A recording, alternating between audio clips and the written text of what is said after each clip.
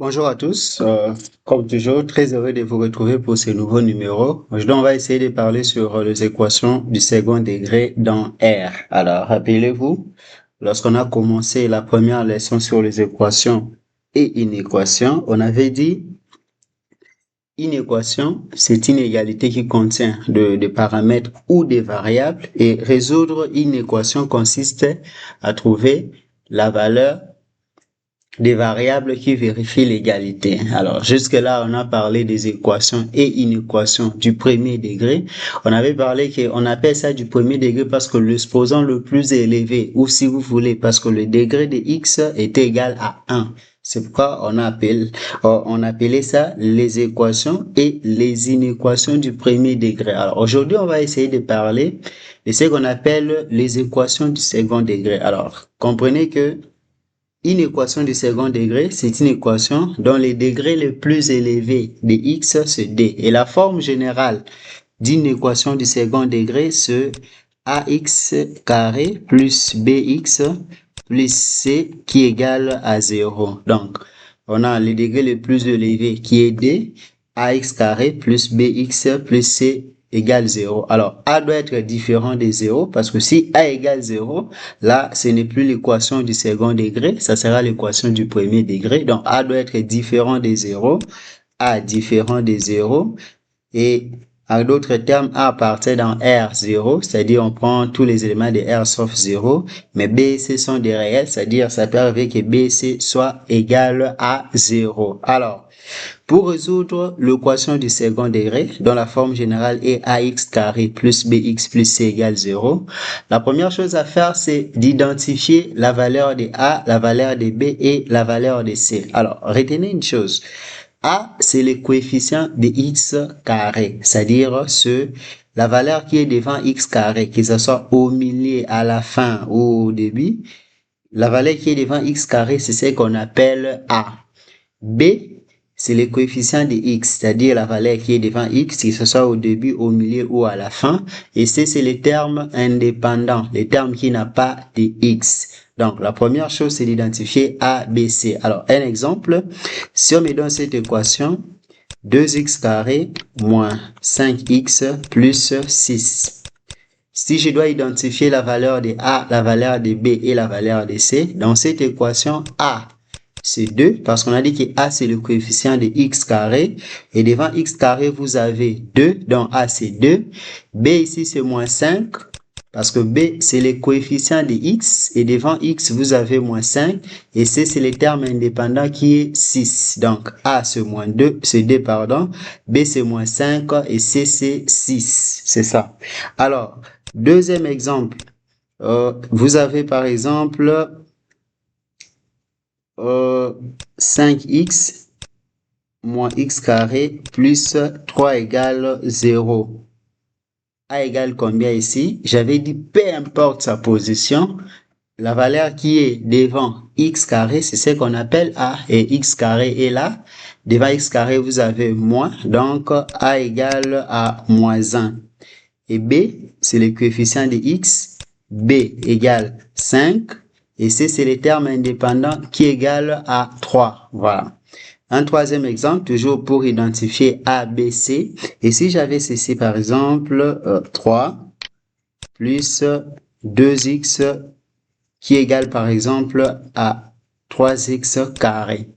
A égale combien? N'allez pas dire directement que A égale 3, non. Avant d'identifier la valeur de A, la valeur de B et la valeur de C, vous devez ramener ça à la forme canonique, c'est-à-dire on ramène tout au premier membre pour trouver la valeur de A, la valeur de B et la valeur de C. Donc on aura moins 3x carré plus 2x plus 3 égale 0. Et là maintenant on peut trouver A égale ici à moins 3, B égale 2 et C égale à 3. Voilà, c'est comme ça. Donc la première chose, vous devez identifier la valeur de A, la valeur de B ainsi que la valeur de C. Donc vous identifiez A, B ainsi que C. Maintenant, après avoir identifié la valeur de A, la valeur de B et la valeur de C, on doit trouver delta. Le déterminant delta qui est donné par la formule B carré moins 4AC. Il y a aussi un cas particulier où on trouve delta prime. Et dans ce cas, on va pas essayer de parler de ça. On va faire ce qui fonctionne dans tous les cas. Donc, après avoir identifié la valeur de A, la valeur de B et la valeur de C, maintenant vous devez trouver delta qui est égal à B carré moins 4AC. Voilà. Après avoir identifié, donc, après avoir plutôt calculé delta B carré moins 4AC, comme nous sommes dans l'ensemble R, c'est-à-dire delta est un réel, on peut avoir trois situations, soit delta est supérieur à 0, c'est-à-dire c'est positif, soit delta égale à 0, c'est nul, ou soit delta est inférieur à 0, c'est-à-dire négatif. Alors, c'est pourquoi, pour résoudre ça aussi, on a trois cas. Le premier cas, si delta est supérieur à 0, si delta est positif, alors on a des racines x1, x2 qui sont données par la formule moins b plus ou moins racine carrée de delta sur dA. Donc on aura des racines réelles. Et si delta égale 0, si delta égale 0, on a une racine double x1 égale x2 qui égale à moins b sur dA. Alors, vous voyez que ça, c'est un cas particulier d'ici parce que si delta égale 0, on aura quoi? La racine carrée de 0, ça donne 0. Conséquence, ça va tomber. Donc, il va rester moins b sur dA. Donc, ça, c'est un cas particulier d'ici et les deux racines sont confondues. Et enfin, si delta est inférieur à 0, si delta est inférieur à 0, ici, la racine carrée des nombres négatifs n'existe pas dans R. Par conséquent, il n'y a pas de racines réelles. Voilà. Ce sont les trois cas pour la résolution de l'équation du second degré. On prend quelques exemples. Le premier exemple, x carré moins 5x plus 6 qui est égal à 0. On résout ça. Alors, comme j'ai dit, il faut identifier A. A, c'est 1. B, c'est moins 5 et C, c'est 6. A, c'est le coefficient de x carré. B, c'est le coefficient de x qui est moins 5 et C, c'est les termes indépendants. Dans notre cas, c'est 6. Alors, on va trouver delta. Delta est donné par quoi? B carré moins 4 AC. B, c'est moins 5 au carré, moins 4 AC1 et C, c'est 6. Voilà. B carré moins 4 AC. B, c'est moins 5. A, c'est 1. Je remplace. Ce qui va donner moins 5 au carré, ça fait 25. Plus multiplié par moins, ce moins multiplié par plus encore. Donc d'abord, ce moins multiplié par plus plutôt, ce moins. Et moins multiplié par plus, ça fait moins. 4 multiplié par 1, ça fait 4. Multiplié par 6, ça fait 24. Donc delta égale à 1. Après avoir trouvé delta, il faut savoir si nous sommes dans quel cas. Est-ce que c'est le premier, deuxième ou troisième cas? Ici, c'est le premier cas parce que delta est positif. On a des racines. On aura x1 ainsi que x2. La formule dit moins, je mets comme on aime dire, moins de la formule. Et B, dans notre cas, c'est moins 5. Ça sera moins 5, plus ou moins la racine carrée de delta. La racine carrée de 1, parce que delta c'est 1, sur D1 à ce 1 également. Ce qui va donner, moins, ça fait 5, plus la racine carrée de 1 sur 2. Et là, vous aurez 5 moins 1 sur 2. Alors, 5 plus 1, ça fait 4. 4 sur 2, je crois, ça fait... non, 5 plus 1, ça fait 6. 6 sur 2, ça fait 3. Et là, 5 moins 1, ça fait 4. Sur 2, ça fait 2. Donc, ici, la solution de cette équation du second degré, c'est 2 ainsi que 3. Voilà.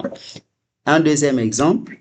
Et si j'avais x carré moins 6x plus 9 qui est égal à 0. Voilà. Est-ce que ça aussi c'est une équation du second degré? Oui, c'est une équation du second degré parce que le supposant le plus élevé, c'est également 2. Alors, A, c'est 1. Il faut toujours commencer par identifier la valeur de A. A, c'est 1. B, c'est moins 6. Et C, c'est 9. On résout ça. On commence par trouver delta. La formule est là. B carré moins 4AC. B, c'est moins 6. Donc, j'aurai moins 6 au carré. Moins 4, A, c'est 1. Et C, c'est 9. Voilà. Moins 6 au carré, ça fait 36. Moins 4 multiplié par 1, ça fait 4. Multiplié par 9, ça fait 36. Donc, delta égale à 0. Comme delta égale 0, je suis dans quel cas? Je suis dans ce cas. X1 égale XD qui égale moins B sur DA. Donc, j'aurai X1 égale X2. J'applique la formule. Ce moins B, c'était moins 6. Ça sera moins 6 sur 2 multiplié par A. Et le A ici, c'est 1. Ça sera 2 multiplié par 1. Ce qui va donner X1 égale X2. J'aurai quoi? Moins 6, ça fait 6 sur 2. Ici, la solution, c'est 3. Voilà, c'est 3. Et un troisième et dernier exemple, si j'avais par exemple 2x carré plus x plus 5 qui égale à 0. Ça aussi, c'est une équation du second degré. A, c'est 2. B, c'est 1. Et C, c'est 5. On va trouver delta. Delta qui égale B carré. Notre B, c'est 1. Ça sera 1 au carré moins 4. A, C, la formule est là. A, c'est 2. Et C, c'est 5. Je calcule. 1 au carré, ça fait 1 moins. 4 multiplié par 2, ça fait 8. Donc déjà plus. Moins multiplié par plus, ça fait moins. Moins encore multiplié par plus, ça fait moins. C'est pourquoi j'ai ici moins. Alors, vous avez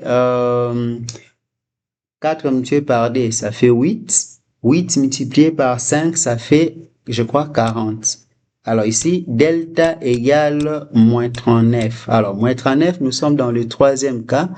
Moins 39 est comment? Moins 39 est inférieur à 0. Donc ici, il n'y a pas de racine réelle.